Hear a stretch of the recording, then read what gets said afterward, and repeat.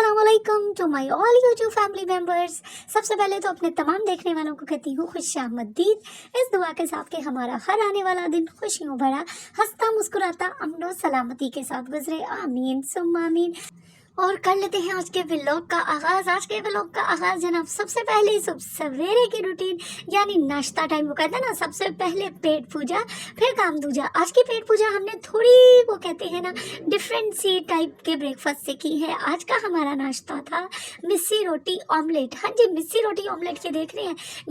ये फर्स्ट वाला friend sorry थोड़ा सा ये ठीक नहीं बना था, बाकी लेकिन सारे मेरे बहुत अच्छे बने थे। ये बिगनिंग थी ना, फर्स्ट वाला जो है वो आपको पता शुरू में जो भी काम करो ना भाई, शुरुआत जिस भी चीज़ की हो वो ऐसी ही होती है, लेकिन जब आप प्रैक्टिस करते जाते हैं तो फिर आप परफेक्ट बन जाती हैं। जैसे कि मैं भी प्रैक्टिस के बाद ये जो मिस्सी रोटी का ऑमलेट है परफेक्ट बनाना शुरू हो गई थी।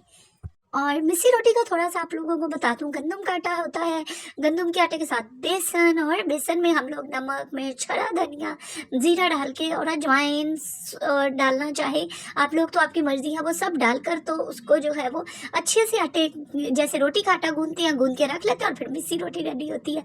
और मैं मिस्सी रोटी की तरकीब बताते ही ये तो भूल ही गई कि ये मैं क्या बना रही हूँ। हाँ जी, मैं बना रही हूँ पकौड़ियाँ। सुबह सुबह मेरा दिल किया कि आज हम लोग जो है वो दोपहर में बनाएंगे पकौड़ियाँ, तो मैं इस वक्त पकौड़ियाँ रेडी करना शुरू हो गई थी, उनका बैटर। और ये देख लीजिए, मैंने कहा कि अगर मैं कोई चीज़ बना ही रही हूँ ना तो क्यों ना आप लोगों के साथ भी शेयर करूँ। पकौड़ियाँ हर एक को पसंद होती हैं, मतलब छोटे हों बड़े हों, पकौड़ियाँ दही भल्ले हर एक को पसंद होती हैं। और अगर पकौड़ियाँ घर पर मौजूद ना हो, आपका दिल कर रहा है पकौड़ियाँ खाने को, तो ये रही ना मेरी रेसिपी। इस वीडियो को देखें और जल्दी से सेम इसी तरकीब के साथ, और तरकीब तो मैंने आपको बताई नहीं। बेसन है, बेसन में मैंने नमक डाला, जीरा डाला और साथ में मैंने थोड़ी सी अजवाइन डालकर उसको मिक्स कर लिया हुआ है और थिक बैटर बनाकर ये देख लीजिए उसको फ्राई कर लिया। आप कहेंगे फ्राई कैसे किया हुआ है? ये जो आप हम लोग नहीं होता पकोड़े वाला चम्मच जिससे पकोड़े या चावल पकाए जाते हैं, जिसे क्या बोलते हो आप लोग अपनी जुबान में? अच्छा फ्रेंड, मुझे आप लोग बताना कि आप लोग उस वाले जो है आपके स्पैटुला, जिसे हम लोग जो है वो स्पैटुला कह रही हैं, आप लोग उसे क्या बोलते हैं जिसमें फ्राइंग करते हैं ना चीज़ें? अभी मैं आपको ये देख लीजिए, ये रहा, ये देख रही हैं, ये वाला स्पैटुला आपकी ज़बान में क्या बोला जाता है? मैं तो इसे जो है वो क्या कहते हैं, हम लोग तेंथा कह रहे होते हैं, ठीक है।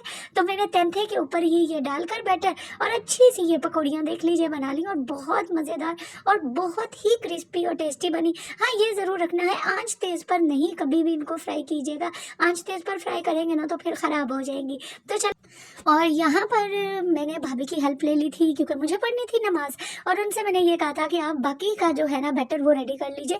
पकौड़ियाँ मैंने अच्छे से फ्राई करके ठंडी करके उनको भी पानी में भिगो के रख दिया हुआ था। हाँ जी, भिगोना ज़रूरी होता है, और मैं कभी भी फ्राइंग के फौरी बाद ही ना पकौड़ियाँ नहीं डाल देती हूँ पानी में, कभी भी नहीं डालिएगा। उनको ठंडा कीजिएगा, जब वो खूब अच्छे से ठंडी हो जाए उसके बाद आप उनको भिगो के रखिए, चाहे 1 घंटा भिगोएं चाहे आधा घंटा भिगोएं, मतलब जितना आपने उनको नरम करना है। तो ये भाभी मेरे लिए कटिंग कर रही हैं आलू प्याज और टमाटर की, और मैं इतनी देर जो है वो नमाज अदा कर रही थी। और कहेंगे कि ये कैमरा को मैं कैमरा स्टैंड पे लगा गई हुई थी कि वो जो भी कटिंग कर रही है ना वो साथ साथ में हो जाए। और वैसे भी इत्तेफाक में बरकत होती है। काम करने के लिए ना सबसे बेहतरीन असूल यही है कि काम मिलजुल कर आपस में बांट कर आपस में काम तकसीम करके करें ना, तो ना सिर्फ यह कि काम बहुत अच्छा होता है बल्कि वक्त पर भी मुकम्मल हो जाता है। यानी कि हमें अभी ये पकौड़ियाँ जो हैं वो दोपहर में रेडी करनी थी ना, तो देख लीजिए उसी वक्त हमने फ्राई की हैं, उसी वक्त हमने बैटर रेडी किया और ये परफेक्ट वाली पकौड़ियाँ बना दी। और ये ना सबको बहुत मज़े की और बहुत ही वो कहते हैं ना पसंद आई थी, और किसी को यकीन ही नहीं आता कि जी पकौड़ियाँ घर पर बनी हुई है। हालांकि मैंने तो आप लोगों को दिखा भी दिया फ्रेंड्स के, देखे मैं आप लोगों के सामने ही पकौड़ियाँ बनाई हैं। खैर, ये तमाम दिन की वो कहते हैं ना एफर्ट के बाद आ गया फाइनली मेरा खाना प्लस नाश्ता टाइम। यानी कि मैंने आज क्या किया है, ब्रंच कर रही हूँ, क्योंकि मैं पकौड़ियाँ बनाने में जो लग गई थी तो फिर मैंने नाश्ता जो है वो स्किप कर दिया था। मैंने कहा था जब पकौड़ियाँ बन जाएंगी तो मैं एक साथ ही इकट्ठा ही अपना नाश्ता कर लूँगी, और ये नाश्ता मैंने छोड़ दिया क्योंकि मुझे आकर करनी थी। आज क्लीनिंग डे था, यानी सफाई वाला दिन, और सफाई वाले दिन हमने तमाम की तमाम जो है वो क्लीनिंग करनी होती है। तो आज मेरा टाइम था, इसलिए मैं जो है मेरा टाइम या मेरी बारी बोलूँ, हाँ मेरी बारी थी तो मैं कर रही हूँ। और क्लीनिंग और वॉशिंग ना हो ये कैसे मुमकिन है, तो साथ में ही वॉशिंग डे भी कर दिया। यानी जितने कपड़े पड़े हुए थे वो मैंने कहा क्यों ना इस वक्त ही धो लिए जाए। और ये है शाम का वक्त जब मैं थोड़ा सा अपना ऑफिस वर्क करती होती हूँ। बताऊँगी आप लोगों को इन फ्यूचर, लेकिन ये नहीं कहना कि इससे मुझे कोई सैलरी वगैरह या कोई पेमेंट आती है, ऐसा कुछ भी नहीं है। ये सिर्फ आप कह लीजिए लाइक फ्रीलांसिंग टाइप या एक ऐसी सर्विस है कि आपके पास एक्सपीरियंस है तो आप किसी का भला करने के लिए, किसी का फ़ायदा करने के लिए उसके साथ शेयर करते रहते हो। खैर ये जनाब, जब मैं फ्री हुई और किचन में आई तो किचन में क्या हो रहा था, किचन में बना रही है मेरी मदर इस वक्त सूजी का हलवा। और सूजी का हलवा बनाने के बाद जो है वो मेरी बारी आ चुकी हुई थी कि मुझे बनाना था खैर से सालन। और आज हम शाम में जो सालन बना रहे हैं दैट इज़ आवर चने की दाल। तो फ्रेंड्स, चने की दाल किस किस को पसंद है? हमें तो खैर घर में सभी लोगों की मोस्ट फेवरेट चने की दाल ही है। अच्छा, ये मैं पढ़ रही हूँ, फातिहा दिला रही हूँ अपने अब्बू के नाम की।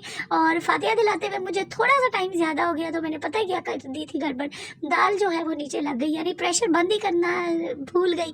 मैंने बंद करना था, मुझे ही टाइम पता था, घर वालों को तो पता ही नहीं था। तो जब आई तो देखा वो लग गई हुई थी, लेकिन ज़्यादा दाल नहीं नीचे लगी, या थोड़ी सी लगी थी। और मैंने किसी को वैसे ना पता भी नहीं चलने दिया।